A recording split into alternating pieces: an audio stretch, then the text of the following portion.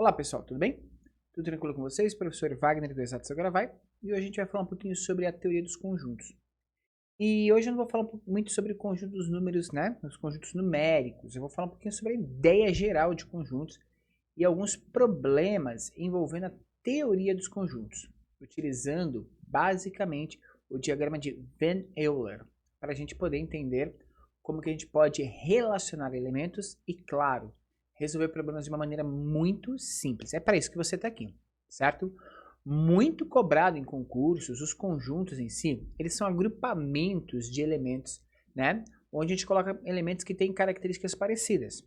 Exemplo, se eu criar o conjunto dos números ímpares, 1, 3, 5, 7, 9, 11 e aí por diante, né?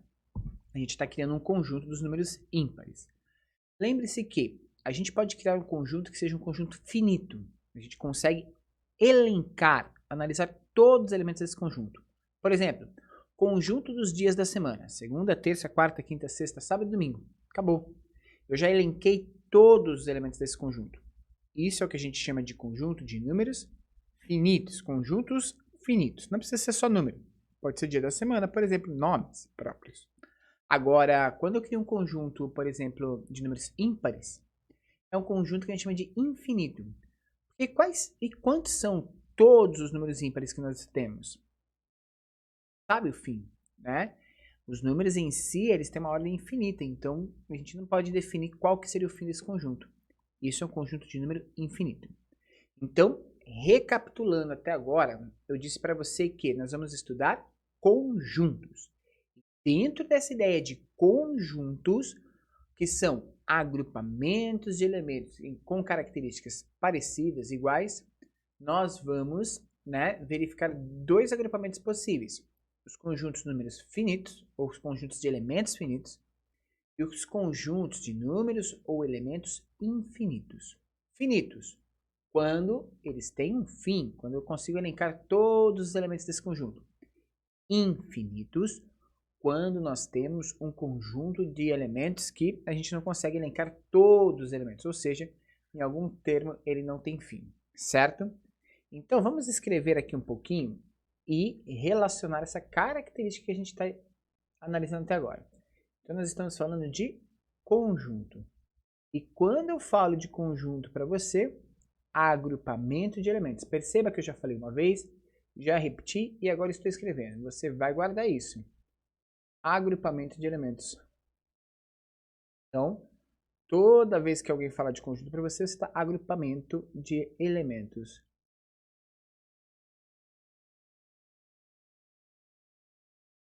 Certo? Pessoal, eu quero ir direto ao ponto e passar para vocês aquilo que você realmente precisa dentro de conjuntos para poder trabalhar, certo? A partir disso, a gente vai analisar dentro desse conjunto uma representação. Os conjuntos, eles sempre são representados por uma letra maiúscula, conjunto A, por exemplo, certo? E a gente coloca chaves. Todo mundo que estiver dentro dessas chaves pertence ao conjunto, ok? Então, por exemplo, conjuntos de números ímpares. 1, 3, 5, 7 e assim sucessivamente. Eu represento por 3 pontos a infinitude de elementos que pode ter esse conjunto. Então, eu crio e analiso uma parte desse conjunto e relaciono os demais. Eu poderia criar aqui para vocês um outro conjunto, que são os conjuntos dos múltiplos de 3.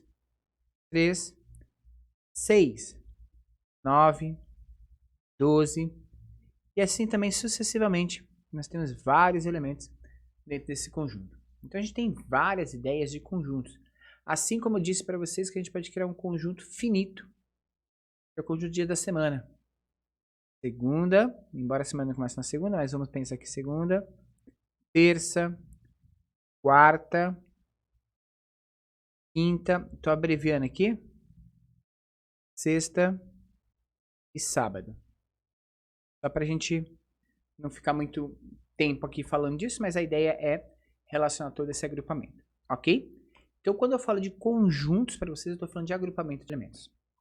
Basicamente, eu quero que você entenda alguns símbolos, tá?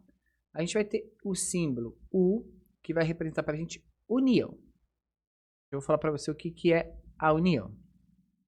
E a gente também tem o símbolo, que é o símbolo U invertido, que a gente representa por intersecção.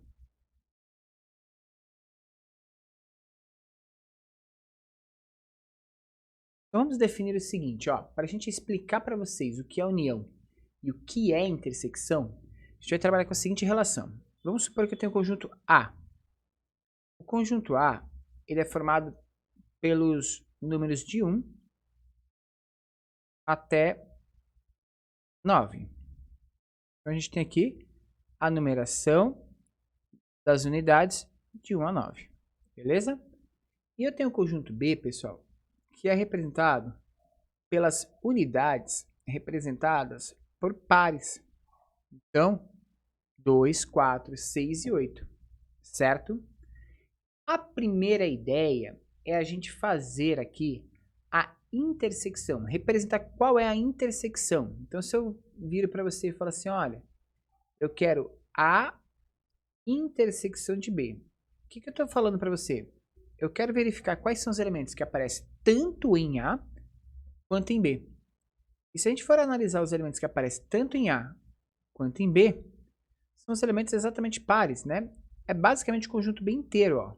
Porque todos eles aparecem tanto em A quanto em B. Essa é a intersecção, representadas pelos números 2, 4, 6 e 8, certo? Agora, se eu pedisse para você fazer a união de B, eu quero criar um conjunto, quando eu falo da união, aonde tenha todos os elementos de A e também todos os elementos de B.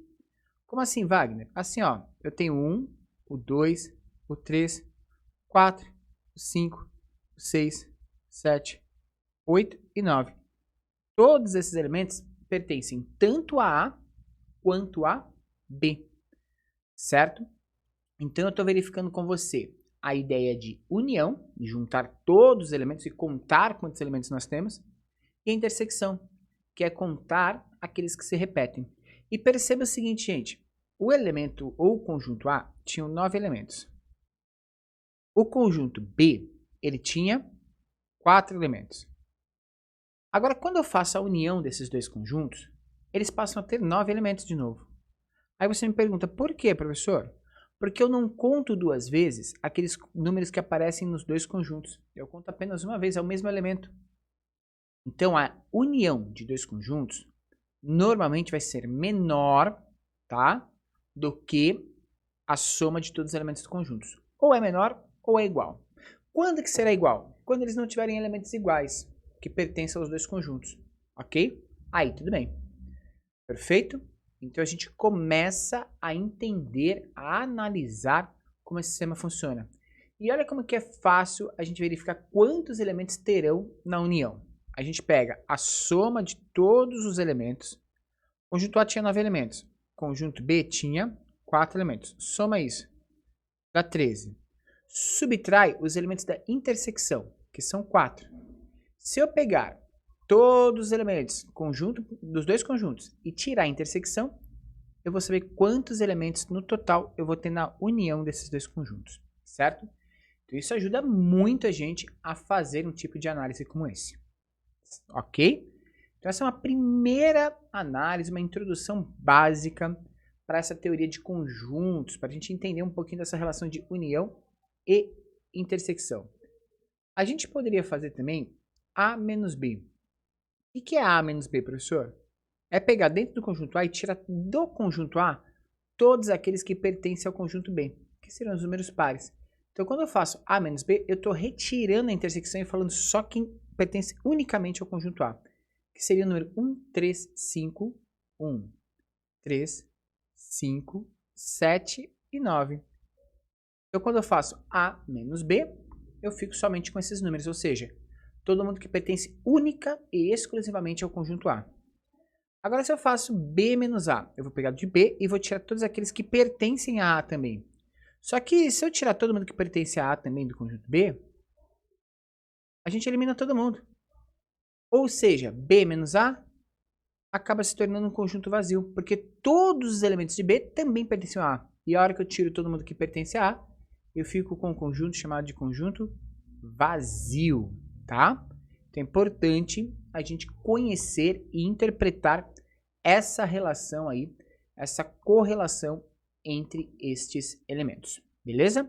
Essa primeira aula, a introdução para que a gente entenda um pouco dessa relação dos conjuntos. A gente volta na próxima aula falando um pouquinho do diagrama de Venn e, claro, já resolvendo alguns problemas que envolvam essa teoria de conjuntos, beleza? Então até a próxima aula, galera. Valeu, tchau, tchau.